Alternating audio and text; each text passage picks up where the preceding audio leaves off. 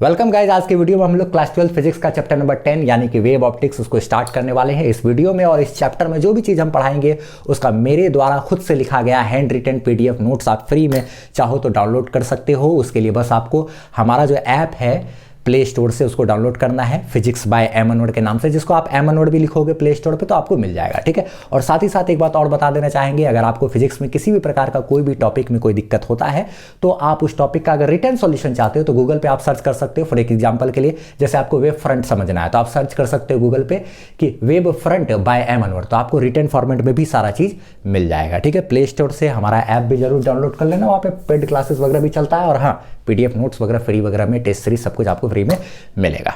चलिए ठीक है। बिहार के पूर्णिया डिस्ट्रिक्ट से हैं, कोई ऑफलाइन के बच्चे हो तो वहां भी ज्वाइन कर सकते हैं आप लोग। चलिए ठीक है, इस वीडियो को स्टार्ट करते हैं। वेव ऑप्टिक्स इस चैप्टर में हम लोग बात करेंगे क्या बात करेंगे हम लोग कि लाइट के वेव नेचर को डिस्कस करेंगे भैया ना। लाइट के बारे में आप लोग अच्छे तरीके से जानते हो, उसके पास दो गुण होता है। पार्टिकल की तरह भी लाइट छोटा छोटा पार्टिकल की तरह भी काम करता है और लाइट जो है वेव की तरह भी काम करता है। सदियों से ये डिस्कशन चलता आ रहा है। ठीक है। आप भले ही क्लास 11th नहीं पढ़े हो फिर भी आपको यहाँ पर कोई तरह का दिक्कत नहीं होने वाला। ठीक है। चलिए कोई नहीं, हम संभाल लेंगे, आपको बेफिक्र रहना है बिल्कुल।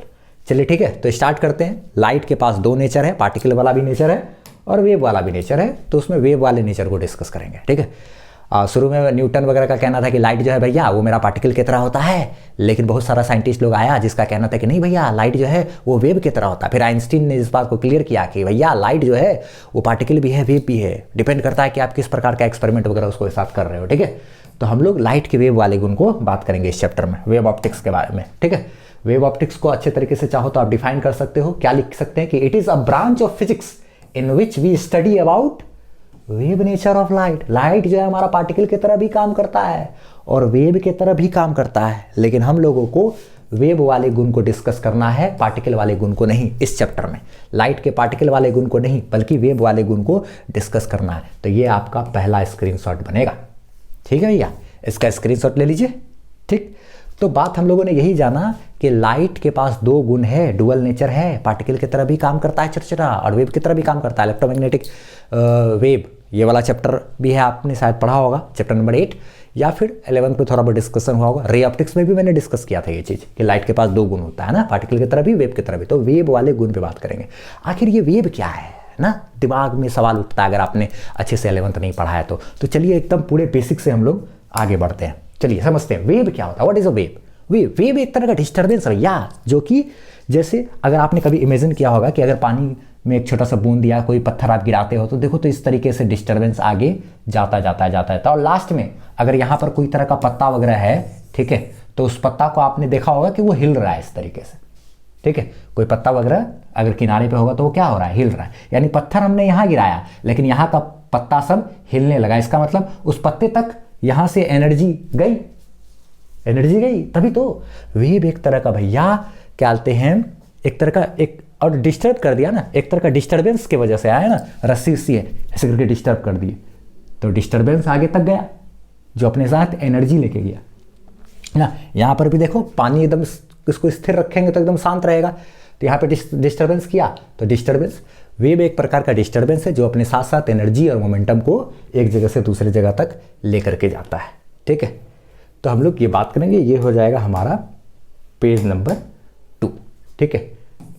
ठीक है। क्या चीज हम लोग जाने कि व्हाट इज अ वेव, क्या डिफाइन कर सकते हैं कि इट इज अ डिस्टर्बेंस। ये एक तरह का डिस्टर्बेंस है जो अपने साथ एनर्जी और क्या मोमेंटम को लेकर के जाता है। वेव एक प्रकार का डिस्टर्बेंस है जो अपने साथ एनर्जी और मोमेंटम को एक जगह से दूसरे जगह तक लेकर के जाता है। ठीक है। चलिए ठीक है, आगे बात करें हम लोग पेज नंबर 3 कि वेव एनर्जी और मोमेंटम को एक जगह से दूसरी जगह तक तो लेके जाता है और इसका कुछ टाइप भी होता है भैया ना। लाइट जो है वो दो प्रकार, ये वेव जो है वो दो प्रकार का होता है, एक होता है ट्रांसवर्स वेव और एक होता है लॉन्गिट्यूडनल वेव। अब ये ट्रांसवर्स वेव और लॉन्गिट्यूडनल वेव क्या है इसको अच्छे तरीके से समझते हैं हम लोग। ठीक है। देखिए क्या है ट्रांसवर्स वेव, कहने का अर्थ क्या हो गया। वेव तो डिस्टर्बेंस है, तरंग डिस्टर्बेंस है, वो तो आप समझ रहे हो, लेकिन वेव भी दो प्रकार का है। एक ट्रांसवर्स वेव क्या हुआ, ट्रांसवर्स वेव देखिए कि जब भी आप क्या कहते हैं वेव को ऐसे, वेव ऐसे चल रहा है, वेव का मतलब पार्टिकल सब ऊपर नीचे मूव कर रहा है, लेकिन जो वेव है आपका वो आगे जा रहा है। अगर ऐसा सिचुएशन कभी हो रहा है तो समझिए कि वो ट्रांसवर्स वेव है, यानी कि क्या कहते हैं पार्टिकल सब ऊपर नीचे और वेव आगे, इस तरीके से इस तरीके से इस तरीके से पार्टिकल सब ऊपर नीचे और वेव आगे जा रहा है। ऐसा सिचुएशन समझिए, क्या कहते हैं पार्टिकल का मूवमेंट परपेंडिकुलर है वेव के मोशन के, वेव के मोशन के दिशा के परपेंडिकुलर अगर है तो समझिए पार्टिकल सब ऐसे मूव कर रहा है ऊपर नीचे, तब समझिए वो ट्रांसवर्स वेव है। इसको डिफाइन भी किए हुए हैं कि these are the waves in which oscillation of particle of medium will be perpendicular to the direction of motion of the wave. Particle सबका मूवमेंट ऊपर नीचे होगा, परपेंडिकुलर होगा वेव के मोशन के दिशा के परपेंडिकुलर, तब समझना कि भैया क्या है ट्रांसवर्स वेव। इसका एग्जांपल के लिए क्या कहते हैं वाटर वेव या स्ट्रिंग वेव कहो या लाइट कहो या इलेक्ट्रोमैग्नेटिक वेव कहो, ठीक है, इस तरीके से ले सकते हैं इसका स्क्रीनशॉट, ठीक है। चलिए पेज नंबर 5 इस पर डिस्कस करते हैं, ठीक है। अब अगला बात करते हैं हम लोग लॉन्गिट्यूडनल वेव क्या आता है। लॉन्गिट्यूडनल वेव में क्या होता है ना, पार्टिकल का जो मीडियम था पिछलका में क्या हुआ, मीडियम ऊपर नीचे और वेव ऐसे। इसमें क्या होगा ना कि पार्टिकल का मीडियम का जो पार्टिकल है वो ऐसे करेगा तो वेव भी उसी दिशा में चलेगा, यानी कि वेव जिधर जा रहा है उसी दिशा में पार्टिकल का मीडियम भी चल रहा है, तब लॉन्गिट्यूडनल वेव। अब पिछला क्या था, मीडियम का जो पार्टिकल है वो ऊपर नीचे और वेव ऐसे परपेंडिकुलर ना, वहां ट्रांसवर्स, और ये क्या है लॉन्गिट्यूडनल। इसमें देखिए आप साउंड में वैसे होता है, हम कुछ बोले तो ये क्या किया, ये बगल वाला मॉलिक्यूल को धक्का दिया, वो बगल वाले मॉलिक्यूल को धक्का दिया, वो बगल को धक्का देते देते देते साउंड वेव उसी दिशा में जा रहा है और पार्टिकल सब भी उसी दिशा में चल रहे हैं, हिल रहा है ना। तो यहां पर देखिए ऐसे करके पहुंच गया कान तक ना, तो ये हमारा हो गया क्या लॉन्गिट्यूडनल वेव। और ये ट्रांसवर्स वेव का एग्जाम्पल है। ट्रांसवर्स वेव में तो ऊपर नीचे होता है ना, लॉन्गिट्यूडनल में तो इसी चीज को लिखा हुआ है कि these are the waves in which oscillation of particle of medium will be along the direction of motion of wave। Particle के मीडियम का जो ऑसिलेशन होगा, सॉरी मीडियम के पार्टिकल का जो ना, मीडियम के पार्टिकल का जो ऑसिलेशन होगा वो along the वेव होगा ना, वेव जिस दिशा में जा रहा है उसी दिशा में इस मीडियम का पार्टिकल सब भी ऑसिलेट करेगा, ठीक है। ये हो गया लॉन्गिट्यूडनल वेव, ठीक है। चलिए 6ठा नंबर पेज है, यहाँ पे आपको समझना है थोड़ा सा वेवलेंथ का कॉन्सेप्ट। ये 11th वगैरह जिसका नहीं पढ़ा हुआ है अगर आपका, तब ऐसा मानते हुए हम इस चीज़ को पढ़ा रहे हैं। इसको वीडियो को कंप्लीट होने के बाद आपका 12th के लिए बोर्ड के लिए तो सब कुछ बेहतरीन हो ही जाएगा, ठीक है, लेकिन साथ ही साथ जेईई नीट वगैरह का आपका बेसिक भी अच्छा हो जाएगा, ठीक है। चलिए इसमें 8-10 न्यूमेरिकल क्वेश्चन वगैरह सब कुछ करेंगे हम ना। चलिए वेवलेंथ की बात करेगा तो जैसे कि हम लोग ट्रांसवर्स वेव को ही डिस्कस करेंगे, क्योंकि देखिए लाइट जो है ना भैया वो ट्रांसवर्स वेव है और हम लोग को लाइट के वेव नेचर के बारे में पढ़ना है, यानी ट्रांसवर्स वेव के बारे में ही पढ़ाई लिखाई करना हम लोग को, है ना। तो इसमें देखिए चलिए समझते हैं कि जैसे अगर मान लिया जाए वेव इस तरीके से ऑसिलेट कर रहा है, ऐसे कर रहा है, ठीक है। तो ये और ये टॉप वाला जो पॉइंट है, क्रस्ट और ट्रफ दोनों चीज़ बोलते हैं इसको, ठीक है।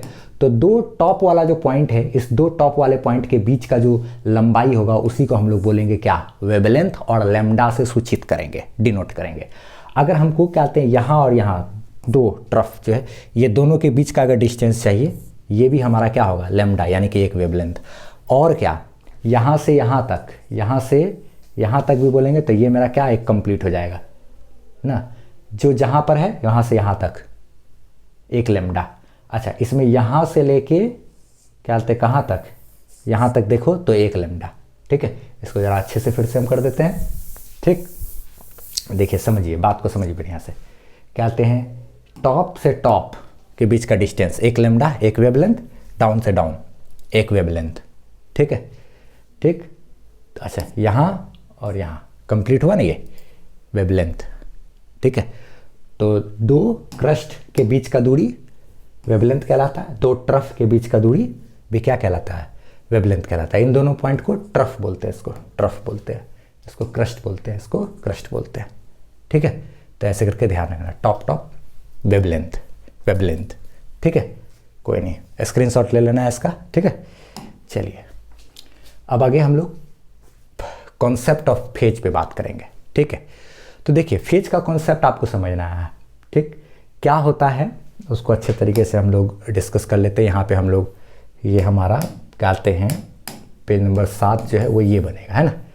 चलिए देखिए, कॉन्सेप्ट ऑफ फेज पे बात करें अगर हम लोग, फेज का कॉन्सेप्ट समझना पड़ेगा। अगर ये आपको समझ में आ गया तब आपको आगे दिक्कत नहीं होगा। बहुत सारा चीज़ हम लोग को बेसिक समझना है। जैसे मान लीजिए क्या कहते हैं, वेव जो है आपका इस तरीके से ऐसे करके ऑसिलेट कर रहा है, वेव ऐसे करके, ऐसे करके ऐसे करके ऐसे करके ऐसे करके ऐसे करके ऐसे करके चल रहा है, ठीक है। यहाँ पर भी ऐसे वेव हमारा ऐसे करके चल रहा है, ठीक है, ऐसे करके चल रहा है। दिख ही रहा था आपको, वैसे भी बेफिजूल बना दिया मैंने, कोई नहीं। चलो अब आपको देखिए फेज का कॉन्सेप्ट क्या है। आप देखिए तो यहाँ पे पॉइंट नंबर 2 किसके आइडेंटिकल है, पॉइंट नंबर 2 किसके आइडेंटिकल है, बी के आइडेंटिकल है। देखिए तो 2 और बी एक जैसा है तो कहेंगे कि भैया 2 और बी सेम फेज में। यहां पे देखिए तो 3 और कौन, सी एक जैसा है। हाँ, 3 और सी एक जैसा पॉइंट पर है, ये और ये मेरा आइडेंटिकल जैसा है, तो कहेंगे 3 और सी मेरा सेम फेज में। और बताइए तो 6 का फेज किससे मैच कर रहा है, एफ से। वेरी गुड, सही बोला आपने। 9 का फेज किससे मैच कर रहा है, हाँ 9 और ये सेम फेज में है ना, ये जिस लोकेशन पे है वो भी उसी लोकेशन पे। अच्छा 9 और ई का फेज आप सेम नहीं बोल सकते हो, ठीक है। 1 और ए का फेज क्या है, सेम। जो एक साथ एक समय में ऊपर पे आए, एक साथ एक समय में नीचे पे जाए, एक साथ एक समय में कहीं पर हो, ठीक है, तो उसको बोलते हैं क्या, फेज। तो यहाँ पे हम लोग 6 और एफ मेरा सेम फेज में है, 14 और एन हमारा सेम फेज में है, 13 और एम हमारा सेम फेज में है, ठीक है। ये 12 देखिए इसके नीचे है, 12 और एल सेम फेज में। अच्छा और एक चीज़, आपने अगर एक चैप्टर पढ़ लिया होगा अभी तक में अल्टरनेटिंग करंट, तो वहाँ पर आप थोड़ा बहुत फेज का कॉन्सेप्ट को समझे होंगे ना। वहाँ पर भी एसी जनरेटर घूम रहा होता है तो इसी तरीके से साइन वेव बनता है, ठीक है। तो वो अगर आपने किया है तब तो फिर आपके लिए यहाँ पे हलवा है सब कुछ, ठीक है। तब वहाँ पे आपको मालूम चला होगा। अगर आपने अल्टरनेटिंग करंट नहीं पढ़ा है, अल्टरनेटिंग करंट, और उसमें आपने एसी जनरेटर अगर पढ़ा है और एसी जनरेटर का ग्राफ किया हुआ है मेरे द्वारा बताया गया, ठीक है, तब तो फिर आपके लिए बहुत ईजी है, ठीक। तो चलिए देखिए, जैसे कि क्या कहते हैं इसमें भी एक आध फेज वगैरह का कॉन्सेप्ट होता है, इस सब पे तो आगे हम लोग डिस्कशन करेंगे, लेकिन इसी समय थोड़ा सा बता दिए। यहाँ पे शुरू होता है 0, π/2 का मतलब 180/2 यानी कि 90 डिग्री। पाई मने 180, ये 3π/2 270, और 2π यानी कि 180 गुना 2 360। 0 90 180 270 360, ठीक है। अच्छा तो क्या कहते हैं यहाँ का फेज 0, यहाँ का फेज बोलेंगे π/2, यहाँ का फेज बोलेंगे पाई, यहाँ का 3π/2। खाली सब में आधा पाई जोड़ते जाना, फिर आधा पाई जोड़े तो इतना आगे फिर पाई में और आधा पाई जोड़े तो क्या एगो पाई में एगो और आधा पाई जोड़ देंगे तो 1.5 गो पाई, 1.5 यानी कि 3/2। फिर उसमें एगो और जोड़ देंगे तो 1.5 गो में आधा और जोड़ेंगे पाई तो हो जाएगा 2 गो पाई। फिर 2 गो में आधा और पाई जोड़ देंगे तो 2.5 गो मतलब 5/2, ठीक है। तो 2.5 गो में फिर आधा गो और जोड़ेंगे तो 3 गो पाई, इस तरीके से चलता है, ठीक है। यहाँ पे देखिए 0 1 पाई 2 पाई 3 पाई 4 पाई 5 पाई 6 पाई, ये यहाँ अगर टच कर देता तो 7 पाई। तो 0 पाई 2 पाई 3 पाई 4 पाई 7 पाई 5 पाई 7 पाई, 0 1 पाई 2 पाई 3 पाई 4 पाई 5 पाई 6 पाई 7 पाई, 0 ना, पाई 2 पाई 3 पाई 4 पाई। और यहाँ पे एगो π/2 1 1 3 5 7 9 11 विषम संख्या में 13, ऐसे करके आप ध्यान रख सकते हैं इस चीज़ को, ठीक है। ये अल्टरनेटिंग करंट में हमने डिस्कस किया है, ठीक है। तो क्या कहते हैं π/2, ये आपको ध्यान में रहेगा। यहाँ का फेज हो जाता है कितना, π/2, यहाँ पे 1 π/2 3 π/2 5 π/2 1 3 5 7 9 11 विषम संख्या खाली ऑड नंबर, ठीक है, 13 π/2, ठीक है। तो ऐसे कर करके ये सारा चीज़ फेज वाला कॉन्सेप्ट चलता है, ठीक है। अल्टरनेटिंग करंट में ये सब चीज़ हमने पढ़ा है कि कैसे ये 0 कैसे ये π/2 हुआ, वहाँ पे डिस्कस किया था हमने, है ना, ठीक है। थोड़ा सा उस कॉन्सेप्ट को आपको ध्यान में रखना पड़ेगा, नहीं तो आप इस बात को ध्यान रख लो तो आपको आगे काम देगा भी, ठीक है। चलिए समझते हैं। यहाँ पे हम लोग कहते हैं, अब इसको आप लिख सकते हैं page number 7 concept of phase में, ठीक है, कि बात तो वही चीज़ है। यहाँ पे ये लिखे कि 6 और एफ हैव सेम फेज, 6 और एफ का फेज सेम है, और कितना है भैया 5π/2, 5π/2। ये चीज़ आपको याद हो सकता है ना, ये चीज़ याद हो सकता है, बहुत ईजी है याद करना। जहाँ जहाँ ये इसको टच कर रहा है ना लाइन को, बीच वाला लाइन को, 0 पाई मने 0, तो 0 उसके बाद 1π, 2π, 3π, 4π, 5π, 6π, 7π, ऐसे याद कर लोगे। और ऊपर वाला में खाली आधा आधा पाई करना है, ठीक ना। क्या आते हैं, एगो π/2, 1π/2, 3π/2, यानी 1, 3, 5, 7, 9, 11, 13, 15, 17 π/2। तो ये चीज़ आपको हमेशा याद रहेगा, हमको पूरा भरोसा है, ठीक है। चलिए अब 11 और k का बात करें। देखो तो 11 नंबर और k नंबर, हाँ ठीक है, सेम फेज में है। 11 और k है सेम फेज, और कितना है भैया उसका फेज कितना है, यही में मैच कर रहा है, ठीक है, 5π, ठीक है। 2 and b have same phase, 2 और b का सेम फेज है, कितना है उसका फेज π/2। तो ऐसे करके लिख सकते हैं, सब चीज़ कॉन्सेप्ट समझने के लिए, ठीक है। स्क्रीनशॉट ले लेना है इसका, पेज नंबर 7 है। चलिए तो फेज डिफरेंस क्या हुआ उसको अच्छे तरीके से समझते हैं। जैसे कि देखिए यहाँ पर क्या कहते हैं, इसका जो फेज है, ठीक है, और इसका जो फेज है सेम है, ठीक है, और इसका फेज और इसका फेज भी आपस में सेम है। अच्छा, इसमें और इसमें फेज का कुछ डिफरेंस है, उसी को फेज डिफरेंस कहेंगे ना, सिंपल बात। फेज, अच्छा बस और कुछ नहीं इसमें करना है, ठीक है। तो यहाँ का फेज है कितना 5π/2, कितना भैया 5π/2, और यहाँ का फेज कितना है π/2, कितना है π/2। दोनों को घटा देंगे तो ये 2.5 में से आधा चला जाएगा तो 2 गो, यानी कि 2π। तो ये 2π क्या कहलाएगा, 6 और 2 में फेज डिफरेंस, या यूँ कहें 6 और b में फेज डिफरेंस, या f और b में फेज डिफरेंस, एक ही बात है। 6 और 2 बोलो या 6 या b बोलो, एक ही बात है, क्योंकि 2 और b तो सेम है। तो 6 और b में फेज डिफरेंस और f और b में फेज डिफरेंस कितना है, घटा देंगे इसका फेज माइनस इसका फेज 2π ना। Phase difference between point 6 and 2 is same as between f and b ना। 6 और 2 में उतना ही फेज डिफरेंस है जितना f और b में फेज डिफरेंस है, या फिर बिटवीन 6 एंड b, इसमें और इसमें जितना फेज डिफरेंस, इसमें और इसमें भी उतना ही फेज डिफरेंस, या यूँ कहें इसमें और इसमें भी उतना ही फेज डिफरेंस, क्योंकि इसका 5π/2, इसका भी कितना फेज है π/2, घटाइएगा तो वही होगा, ठीक है। चलिए ये तो हम लोग अभी पेज नंबर 8 में चल रहे हैं, ठीक है। इसी में और एक चीज़ है पाथ लेंथ का डिफरेंस। पाथ लेंथ का डिफरेंस है, उसको अगर हमको समझेंगे तो ऐसे समझ सकते हैं। मान लिया जाए इसमें और इसमें ही एग्जाम्पल दे देते हैं ना, कहते हैं ये क्या कहलाएगा, difference between path, between path length, path length के बीच का डिफरेंस। अब इसको कैसे समझेंगे, तो जैसे मान लीजिए कहते हैं क्या है कि आपको कैसे समझाएं अच्छे तरीके से, देखिए जैसे कि कहते हैं वेब का लंबाई यहाँ से लेके यहाँ तक कितना हुआ, यहाँ से लेके आप वेब का लंबाई, अगर इसको हम थोड़ा सा अलग तरीके से देखते हैं, रुकिए, ठीक है। चलिए अब समझते हैं। देखिए जैसे पाथ का जो लंबाई आप देखिएगा यहाँ से लेके यहाँ तक, तो मेरा कहते हैं 1 लैम्डा हुआ, कितना हुआ 1 लैम्डा, बोलिए 1 वेवलेंथ हुआ कि नहीं। यहाँ से चल के यहाँ तक 1 वेवलेंथ, टॉप से टॉप भी 1 वेवलेंथ ही होता है। अभी हम थोड़ा देर पहले बताए थे कि यहाँ से लेके यहाँ तक कंप्लीट 1 वेवलेंथ हुआ, ठीक है। तो यहाँ से लेके यहाँ तक कंप्लीट अगर 1 वेवलेंथ है, 1 वेवलेंथ है, इसको इस तरीके से आपको अच्छे से नज़र आएगा यहाँ पे, ठीक है। यहाँ से यहाँ तक ये मेरा क्या है, 1 वेवलेंथ है, ठीक है।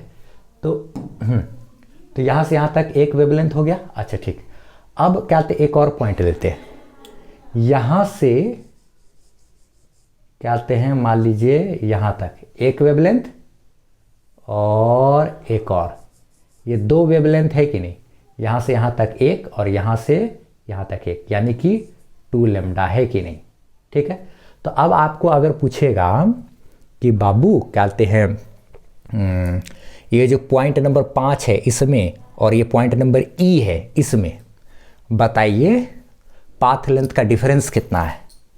तो इस ई का क्या कहते हैं हम लोग निकालेंगे यहाँ बिटवीन सॉरी ये आई एंड 5, इसमें पाथ लेंथ का डिफरेंस देखिए। तो आई का पाथ का लंबाई कितना है 2 लैम्डा माइनस क्या कहते हैं इसका लंबाई कितना है लैम्डा, तो बराबर ये कितना आ जाएगा 1 लैम्डा ना। तो इसका लंबाई और इसके पाथ के लंबाई में अंतर कितना का है, सिर्फ 1 लैम्डा का है। सही बात है, यहाँ से लेके यहीं तक का ना अंतर है, तो 1 लैम्डा जैसा अंतर हो गया ना। 9 और आई आइडेंटिकल है, इतना बड़ा ऐसे करके कर सकते हैं। ठीक है, तो खैर ये जो पाथ लेंथ का डिफरेंस है ये हमको आगे भी चल करके एक जगह आने वाला है, जब हम लोग सुपर पोजिशन प्रिंसिपल सब पढ़ेंगे आगे के वीडियो लेक्चर में, तब वहाँ पे भी और फिर से ये आएगा। ठीक है, तो चलिए इसको पेज नंबर क्या आते हैं, ये आपका हो गया क्या 8 है ना, पेज नंबर 8 इसको कर लीजिए। ठीक है, हो गया। चलिए आगे बढ़ते हैं हम लोग।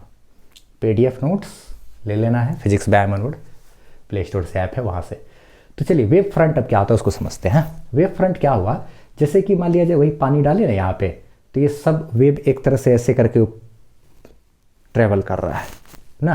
तो इसमें जो पॉइंट एक साथ एक जगह पर है ना, इसको ऐसे मिला देंगे तो यही मेरा क्या है वेव फ्रंट है। ये भी मेरा वेव फ्रंट, ये भी वेव फ्रंट, ये भी वेव फ्रंट, वेव के सामने वाला हिस्सा, फ्रंट वाला हिस्सा। जैसे मान लिया जाए किसी पॉइंट से वेव शुरू होता है, ठीक है, तो ऐसे करके चल रहा है वेव। ठीक है, ऐसे करके चल रहा है वेव, सब दिशा में ऐसे करके चल रहा है वेव। ठीक है, तो जितना भी पॉइंट एक साथ देखिए टॉप पोजीशन पे, ठीक है, ये ठीक है, ये एक साथ ऊपर में है, तो इन सब का जो कॉम्बो है यही मेरा कहलाएगा क्या, इन सब का फेज सेम है आपस में, है ना। तो ये मेरा इस सारा को एक साथ मिला दिए तो ये मेरा एक वेव फ्रंट। ये फिर अगला है पॉइंट, ये पॉइंट एक बार ऊपर उठ के नीचे हुआ है, ऊपर उठ के नीचे हुआ है, इसमें भी ऊपर उठ के नीचे, फिर ऊपर उठ के नीचे, ये वाला।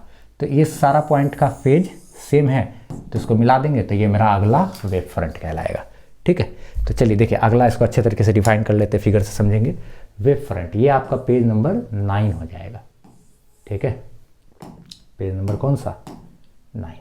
ठीक है, तो वेव फ्रंट क्या हो गया, इसको अच्छे तरीके से डिफाइन कर लेंगे, है ना। ये पिक्चर बना लिए ना, यहाँ से निकला, तो जो एक साथ एक जगह पर है, इन सब 1 2 3 4 5 6 7 इन सब का फेज सेम है, उन सबको आप मिला दोगे वो मेरा वेव फ्रंट कहलाएगा, वेव का सामने वाला हिस्सा। ठीक है, it is the locus of all points in the field of an optical disturbance. एक ऑप्टिकल डिस्टर्बेंस कहने का अर्थ हो गया ऑप्टिकल वेव या लाइट वेव ना, उसमें जो है क्या कहते हैं जितना भी क्या कहते हैं ये locus of all point in the field of optical disturbance which are oscillating in the same phase. जो सब वेव मेरा सेम फेज में है उसको अगर आप मिला दीजिएगा तो वही उस सब का जो मिक्सचर है वो मेरा लाइन क्या कहलाएगा, वेव फ्रंट कहलाएगा। लोकस ऑफ पॉइंट का अर्थ वही हुआ। ठीक है, इन सब को मिला देने पे जो हमको प्राप्त होता है वो ये क्या, वेव फ्रंट। यहाँ पे 1 से लेकर 7 तक जितना भी पॉइंट है सबका फेज सेम हो गया। ठीक है, जैसा कि पिक्चर में भी समझ रहे हो, ये सब वेव फ्रंट हो गया, वेव के सामने वाला हिस्सा। ठीक है, चलिए ये पेज नंबर 9 लिखे, आगे बढ़ते हैं हम लोग। अब हम लोग समझते हैं थोड़ा सा एक छोटा सा टॉपिक कि सेकेंडरी वेवलेट्स क्या होता है या सेकेंडरी वेव क्या होता है। जैसे देखिए जानेंगे हम लोग अभी थोड़ा देर में कि ये लाइट सोर्स है, क्या कहते हैं यहाँ पे ये पहला वेव फ्रंट, फिर अगला वेव फ्रंट, ऐसे करके वेव फ्रंट सब होता है। तो कोई भी वेव फ्रंट है जैसे, ठीक है, तो मान लीजिए ये पॉइंट है, वेव ऐसे करके फैल रहा है। ठीक है, ऐसे करके ये बल्ब जलाए तो लाइट ऐसे करके फैल रहा है, तो ये वेव फ्रंट है। इस वेव फ्रंट का जितना भी पॉइंट है ना, वो सब एक नया सोर्स की तरह काम करता है। ये सब एक प्रिंसिपल ही है, हाइजेंस प्रिंसिपल, हम लोग पढ़ेंगे आगे। ये जो पहला वेव फ्रंट बना, उस पहला वेव फ्रंट का जितना भी पॉइंट है, ये सारा का सारा पॉइंट एक नया सोर्स की तरह काम करता है, और फिर ये सब नया सोर्स की तरह काम करता है, और ये सब एक एक छोटा छोटा छोटा छोटा वेव फ्रंट जैसा लाइट निकालता है। और इसी जो दोबारा जो वेव बनाया, किसी एक वेव फ्रंट का हर पॉइंट एक नए सोर्स की तरह काम करता है, लाइट के सोर्स की तरह, और फिर सब ये लोग वेव जनरेट करता है ऐसे करके, लाइट वेव। तो ये जो पहला वेव फ्रंट, ये प्राइमरी वेव फ्रंट है। इसके बाद जो ये सब बनाया ना, इसको बोलेंगे सेकेंडरी सोर्स। ये प्राइमरी सोर्स है और ये सेकेंडरी सोर्स है लाइट का, और ये जो वेव छोटा छोटा बनाया वेव फ्रंट के ऊपर, इसको बोलेंगे सेकेंडरी वेव्स। इसको क्या बोलेंगे? Secondary waves. ठीक है, सेकेंडरी वेव्स या फिर सेकेंडरी वेवलेट्स या सेकेंडरी वेव्स बोलते हैं दूसरा। ठीक है, देखिए जैसे कि पेज नंबर ये आपका कितना, 10। ठीक है ना, यहाँ पे सेकेंडरी वेवलेट्स या सेकेंडरी वेव्स को डिफाइन कर लिए हैं कि all points of a wave front behaves as a new source of wave. Wave front जो होता है उसका हर पॉइंट एक नए सोर्स की तरह काम करता है, और that are called secondary waves. जो नया सोर्स की तरह काम किया ये सब ना, तो ये जो छोटा छोटा वेव बनाया, इसी वेव को कहेंगे क्या? Secondary waves. देखिए ये पहला वेव फ्रंट है, आप पिक्चर में देख सकते हैं, ये मेरा क्या है? वेव फ्रंट है। ठीक है, फिर उसके बाद क्या आते हैं, ये जो छोटे छोटे छोटे छोटे ये जो गोल बना, जो लाइट सोर्स करके जो ये, अब ये जो पॉइंट सोर्स है, ये जो वेव बनाया, उसको वेवलेट्स भी बोलते हैं या फिर सेकेंडरी वेव्स भी बोलते हैं। इसी को वेवलेट्स या फिर इसी को सेकेंडरी वेव्स भी इसी को ही बोलते हैं। ये मेरा प्राइमरी वेव कहलाएगा या wave front, primary wave front भी बोला जाता है। तो ये प्राइमरी वेव है, और ये जो इसका हर पॉइंट जो छोटा छोटा वेव बना रहा है उसको कहेंगे सेकेंडरी वेव या फिर वेवलेट्स, या सेकेंडरी वेवलेट्स भी बोलते हैं इसको सेकेंडरी वेवलेट्स, सेकेंडरी वेव्स या वेवलेट्स सब बोल सकते हैं, ये सब चीज़। ठीक है, ये छोटा सा बेसिक जानोगे आप तो आपको हाइजेंस प्रिंसिपल समझ में आएगा। स्क्रीनशॉट ले लेना है इसका। हाँ, चलिए page number 11। Types of wave की बात करें, वेव फ्रंट की बात करें, तो वेव फ्रंट हमारा जो है क्या कहते हैं, लाइट सोर्स की बनावट संरचना के आधार पे वेव फ्रंट हमारा क्या कहते हैं, वेव फ्रंट हमारा क्या 3 प्रकार का होता है। एक स्फेरिकल वेव फ्रंट होता है, एक सिलिंड्रिकल वेव फ्रंट और प्लेन वेव फ्रंट, तीनों को समझेंगे। ये क्या कहते हैं, स्फेरिकल वेव फ्रंट का उदाहरण हो गया, ये इस टाइप का स्फेरिकल वेव फ्रंट कैसे बनता है वो सब कुछ हम लोग डिस्कस करेंगे अभी। ये हो गया सिलिंड्रिकल वेव फ्रंट और ये प्लेन वेव फ्रंट, ये 3 प्रकार का बनता है। ठीक है, तो तीनों को हम लोग अच्छे तरीके से अभी डील कर लेते हैं, इसका भी स्क्रीनशॉट ले सकते हो। ठीक, चलिए आगे बात करते हैं। तो स्फेरिकल वेव फ्रंट की बात करें अगर, तो स्फेरिकल वेव फ्रंट कैसे बनेगा, जैसे कि कोई पॉइंट सोर्स है ना, मान लिया जाए यहाँ पे आपको एक कोई छोटा सा पॉइंट है, लाइट का सोर्स है, इससे लाइट निकल रहा है इस तरीके से, तो ये जो वेव बनाएगा ये कैसा बनाएगा, स्फेरिकल वेव फ्रंट सब बनाएगा। जैसे कि आप देखिए यहाँ पर एक छोटा सा पॉइंट सोर्स है ना लाइट का, तो ये क्या करेगा, ऐसे करके वेव निकालेगा, तो इसका जो वेव फ्रंट बनेगा वो कैसा, स्फेरिकल बनेगा। नहीं, यहाँ पे पॉइंट सोर्स है, तो ये जो ऐसे करके वेव बनाएगा तो कैसा, स्फेरिकल जैसा ना वेव फ्रंट आगे बढ़ेगा, तो ऐसे, तो स्फेरिकल वेव फ्रंट लिखना है आपको। ठीक है, यह हो गया पेज नंबर 12। ठीक है, और लिखना है आपको स्फेरिकल वेव फ्रंट, और उसमें यहाँ लिख देना है आपको कि point source creates spherical wave front. उसके बाद ये लिख करके आप चाहो तो ये फोटो बना सकते हो या फिर ये फोटो बना सकते हो। तो याद रहे ये वेव फ्रंट ऐसे, और रेज मेरा कैसे जाता है, ऐसे, रे मेरा ऐसे जाता है, रे लाइट का रे हमेशा याद रखना है, वेव फ्रंट पे परपेंडिकुलर होता है रेज। नोट में इस छोटा सा बात को आप ध्यान रखेंगे कि rays are always perpendicular to the wave front। ठीक है, ये छोटा सा बात को भी आप नोट डाउन करके रखेंगे। ठीक है, स्क्रीनशॉट ले लीजिए। हाँ, चलिए ठीक है, तो ये बात हमेशा ये ना, यही मेरा ये क्या है, ये ऐसे रेस दिखा रहा है, ये रे और ये सब स्फेरिकल वेव फ्रंट। तो आप ये लिख करके ये डेफिनेशन लिख सकते हैं, ये फिगर बना सकते हैं, ये नोट में आप छोटा सा डाल सकते हो। हाँ चलिए क्या कहते हैं, ये पेज नंबर कितना हो गया था 12, पेज नंबर अब क्या कहते हैं 13 पे बात करेंगे। तो सिलेंड्रिकल वेव फ्रंट ऐसा ही, ये मरकड़ी बीच में जलाए तो नहीं एकदम सिलेंड्रिकल जैसा लाइट एकदम फैलेगा, ऐसा ही होगा पिक्चर, ठीक है। तो ये हो गया, अब आएगा आ गया ये पेज नंबर 13। तो सिलेंड्रिकल वेव फ्रंट, और जो लाइन सोर्स होता है ना वो क्रिएट करता है किसको, सिलेंड्रिकल वेव फ्रंट को। लाइन सोर्स, ये लाइन सोर्स ये ऑब्जेक्टिव में कहीं पे काम आ सकता है कि ध्यान रखना। तो line source creates cylindrical wave front. Cylindrical wave front कौन सा सोर्स बनाता है, कैसा सोर्स बनाता है, तो याद रखना लाइन सोर्स सिलेंड्रिकल ना। तो ये नहीं मरकड़ी जलाएंगे अगर तो कैसे उसका लाइट ऐसे करके फैलेगा ना, सिलेंडर जैसा, वही चीज़ है ये। तो आप क्या कहते हैं, ये लिख के, ये बात लिख के, ये सिर्फ यहाँ पे ये एक पिक्चर बना सकते हो बस, काफ़ी है। या फिर ऐसे करके भी आप बना सकते हो, ये हो गया ठीक, ऐसे करके, ठीक है ना। नोट्स हम दे ही दिए हैं भाई, नोट्स में तो सारा चीज़ है। इस तरीके से ये हो गया क्या, वेव फ्रंट, ये हो गया। और रेज मेरा ऐसे करके, रेज तो हमेशा वेव फ्रंट पे क्या होता है, परपेंडिकुलर। ये सब मेरा क्या है, ये क्या है, रे है ना, इस तरीके से।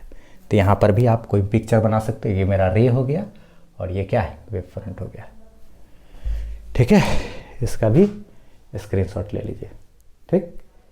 फिर इसके बाद 14वां पेज में आएंगे हम लोग, plane wave front. Plane wave front कहने का अर्थ क्या हुआ मालूम, इसको अच्छे से समझिए। जैसे कि मान लिया जाए पृथ्वी इतना बड़ा है, इसका आप सरफेस देखिए तो एकदम आपको प्लेन दिखता है ना। तो वैसे ही जैसे कि मान लिया जाए कहीं पे लाइट का सोर्स है, अगर बहुत दूर से लाइट आ रहा है, आते आते आते आते आते, तो आप थोड़ा सा इसका हिस्सा अगर कहीं पर देखिएगा तो ये आपको एकदम सीधा जैसा दिखेगा। तो अगर इन्फानाइट से लाइट आ रहा है तो आते आते आते आते उसका गोल का हिस्सा बड़ा होते होते होते ऐसा हो जाएगा कि आपको वो हिस्सा सब क्या एकदम प्लेन दिखने लगेगा ना। जैसे आप सब पढ़े होंगे प्लेन मिरर का रेडियस कितना होता है, इन्फानाइट। अर्थ का सरफेस है, अर्थ है पूरा गोल है, लेकिन इतना बड़ा है कि हमको उसका सरफेस क्या प्लेन दिखता है ना, वही चीज़, ठीक है। तो यहाँ पे लाइट जो है यहाँ से दूर से आ रहा है, जैसे यहाँ से आ रहा है, आते आते आते आते आते इतना दूर का हिस्सा आपको नहीं प्लेन जैसा दिखेगा, तो कहेंगे प्लेन वेव फ्रंट आ रहा है। यहाँ से आ रहा है बहुत दूर से आते आते आते, तो यहाँ पे का हिस्सा नहीं आपको प्लेन जैसा दिखेगा। सन से आते आते आते आते लाइट दूर का आते आते आते आते आते थोड़ा सा दिखने लगेगा, यही चीज़ है, ठीक है। पेज नंबर ये 14, ठीक है। तो क्या कहते हैं, क्या बोलेंगे, प्लेन वेव फ्रंट में क्या बात कर सकते हैं हम लोग कि source at infinite distance creates plane wave front. इसमें आप इमेज ऐसा बना सकते हो कि क्या कहते हैं, मतलब ऐसे करके, ठीक है, ठीक।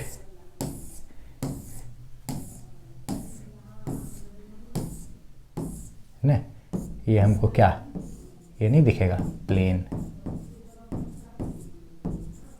वेव फ्रंट क्या है कि नहीं, प्लेन वेव फ्रंट। इस तरीके से आप पिक्चर बना सकते हैं इसको, ठीक। पेज नंबर 14 स्क्रीनशॉट ले लेना है।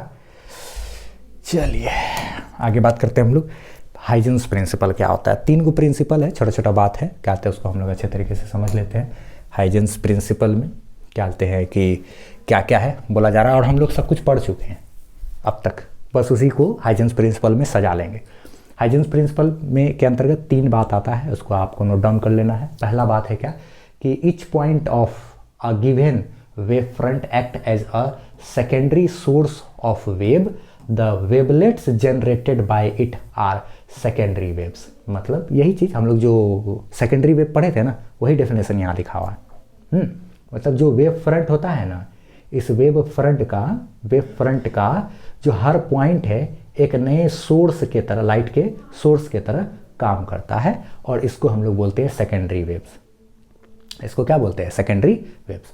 Each point of a given wave front act as a secondary source of wave. Wave front का प्रत्येक पॉइंट एक सेकेंडरी सोर्स की तरह काम करता है, और the wavelets generated by it are called secondary waves. वही क्या आती है, इसका हर पॉइंट सेकेंडरी सोर्स की तरह काम, ये है किसी एक वेव फ्रंट का हर पॉइंट सेकेंडरी सोर्स की तरह काम करेगा, और ये जो वेवलेट जनरेट किया इसी को बोलेंगे सेकेंडरी वेव्स। इसको क्या बोलेंगे, सेकेंडरी वेव्स, या फिर सेकेंडरी वेवलेट्स भी तो बोलते हैं इसको। ये तो प्राइमरी वेव फ्रंट हो गया, वेव फ्रंट, ये सेकेंडरी वेवलेट्स, इसको सेकेंडरी वेवलेट्स भी बोलते हैं और सेकेंडरी वेव्स भी बोलते हैं। सेकेंडरी वेव्स भी, सेकेंडरी वेवलेट्स भी प्राइमरी वेव्स या वेव फ्रंट बोलेंगे। और ये source of light main initial, ये सेम चीज़ हम लोग कर चुके हैं ना भैया, अभी अभी कहाँ पे किए थे, कहते हैं यहाँ, यही बात तो समझाए थे क्या, वही चीज़ अभी यहाँ कर रहे हैं वापस से। ठीक है, तो कुछ खास अलग चीज़ नहीं है। 14 नंबर पेज नंबर, उसके बाद यहाँ पे ये हो गया आपका 15 नंबर।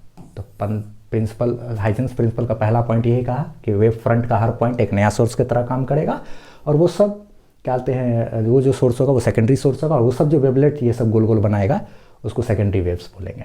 ठीक है, इसका स्क्रीनशॉट ले लेना है। चलिए पेन, अच्छा अब ये 16, इसमें क्या अगला क्या बोल रहा है कि the secondary waves have same frequency and velocity as primary wave and it is spread out in all the direction. मतलब कहते हैं जो है, जो कहते हैं यहाँ पे सेकेंडरी वेव्स जो बना ना, ये जो सेकेंडरी वेव्स जो बना, ये जो सेकेंडरी वेव्स बन रहा है भैया, ये जो सेकेंडरी वेव्स बन रहा है, इसका भी जो वेलोसिटी है आगे बढ़ने का वो उतना ही होगा जितना शुरू में लाइट का था, वही हर जगह, क्योंकि लाइट का स्पीड तो कांस्टेंट होता है ना भाई किसी एक मीडियम में, 3 × 10⁸ मीटर पर सेकंड वैक्यूम में, एयर में। तो जो इस प्राइमरी वेव का जो कहते हैं स्पीड था, वही स्पीड या वेलोसिटी उसका भी रहेगा, फ्रीक्वेंसी इसका जो था वही फ्रीक्वेंसी इसका रहेगा। ठीक है, और कहते हैं ये जो वेव सेकेंडरी वेवलेट्स बनता है ना, ये मेरा सब दिशा में फैलता है, सब दिशा में फैलता है, बस यही बात। ठीक है, पेज नंबर 16, पेज नंबर अब क्या 17, कि जो नया वेव फ्रंट है is formed by a common tangent drawn on all side. क्या कहना क्या चाह रहा है उसको यहीं पे पहले हम यहाँ पे ऐसे थोड़ा सा समझा लेना चाहें, जगह बना लेते हैं थोड़ा समझाने के लिए। कहते हैं एक सोर्स है, वेव फ्रंट है, और ये छोटा छोटा सेकेंडरी सोर्स हो गया। ठीक है, तो इसका हर पॉइंट मेरा ऐसे काम करेगा, वेवलेट्स बना रहा है, और ये ठीक है सब दिशा में ऐसे करके फैला। लेकिन उसमें आगे के तरफ इस पर यदि हम टेंजेंट खींचेंगे, आगे के तरफ इसमें यदि हम क्या करेंगे, इन सब पे कॉमन एक टेंजेंट अगर खींचेंगे ऐसे करके, टेंजेंट यानी स्पर्श रेखा, तो ये हमको आगे की तरफ नया वेव फ्रंट बना के देगा।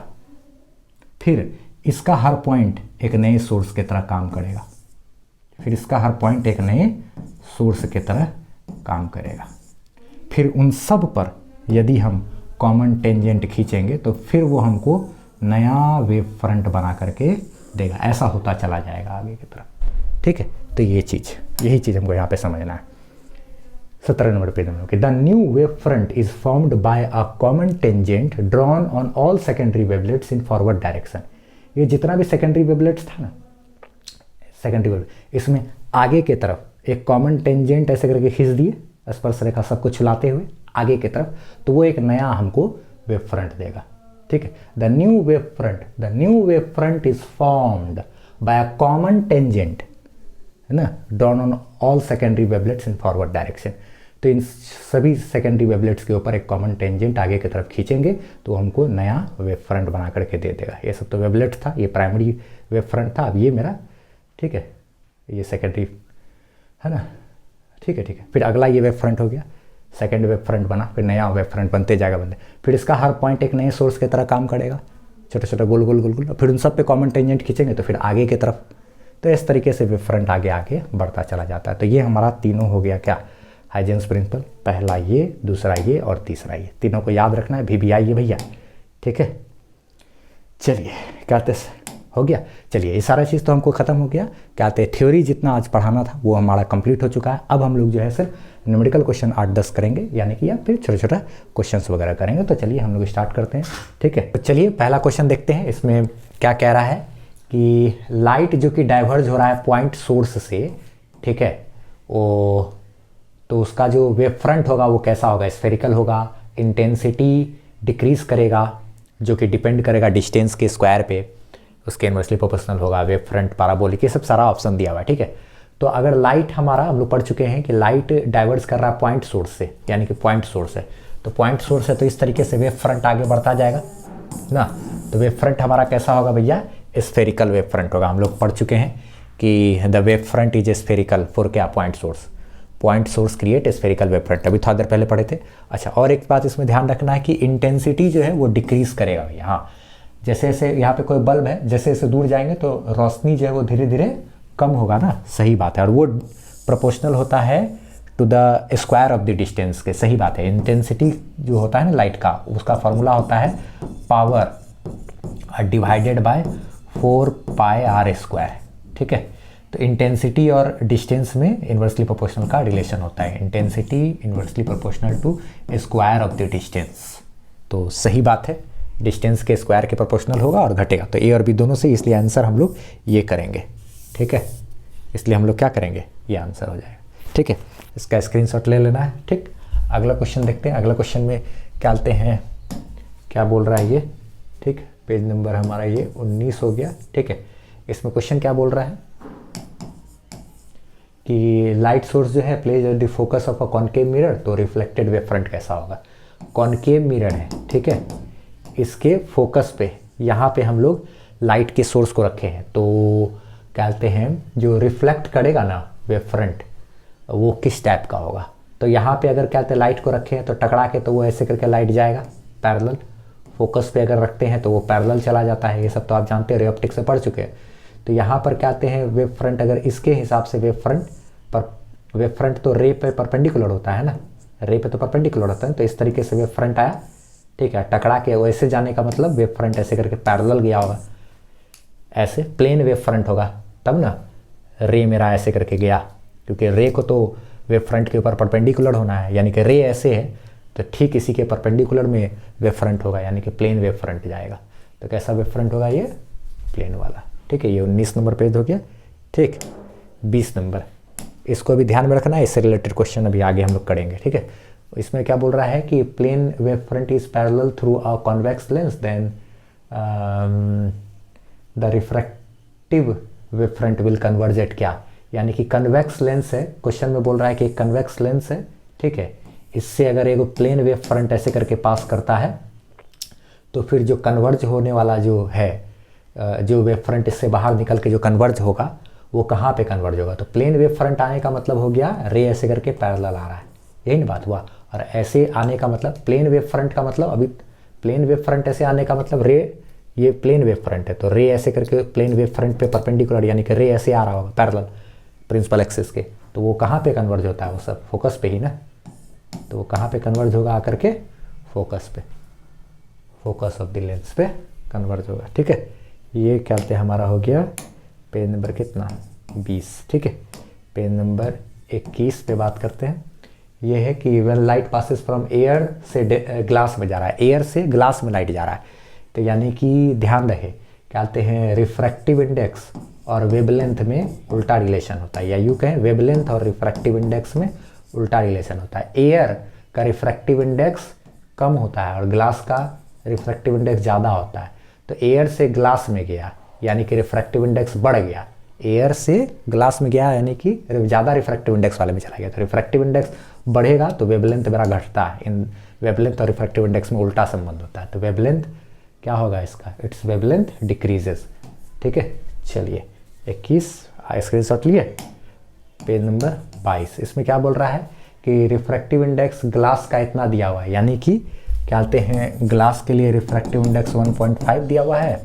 अच्छा, और क्या बोल रहा है कि लाइट वेव है उसका वेवलेंथ जो है वैक्यूम में हमारा, या यूँ कहें वैक्यूम माने क्या, एयर में, वैक्यूम या फिर एयर में जो वेवलेंथ है वो कितना दिया हुआ है, 6000 एंगस्ट्रॉम दिया हुआ है, ठीक है। तो बोल रहा है कि वेवलेंथ जो है वो ग्लास में क्या होगा। चूँकि हम लोग क्या कहते हैं, एक बात जानते हैं, रिफ्रैक्टिव इंडेक्स बराबर फार्मूला आता है mu is equal to c by v, यानी कि speed of light in vacuum या air divided by speed of light in क्या, मीडियम, यहाँ पे जैसे ग्लास में। अच्छा, सी इज इक्वल टू हम लोग पढ़े हैं एन लेमडा, कभी ना कभी आप जानते होंगे। एन यानी कि यहाँ पे क्या है, फ्रिक्वेंसी, ठीक है, और लेमडा हमारा वेवलेंथ है, तो वेवलेंथ एयर में divided by velocity of light, तो वेलोसिटी बराबर भी फ्रीक्वेंसी इंटू वेवलेंथ होता है, फ्रीक्वेंसी इंटू वेवलेंथ, तो कहाँ ग्लास में वेवलेंथ, ठीक है।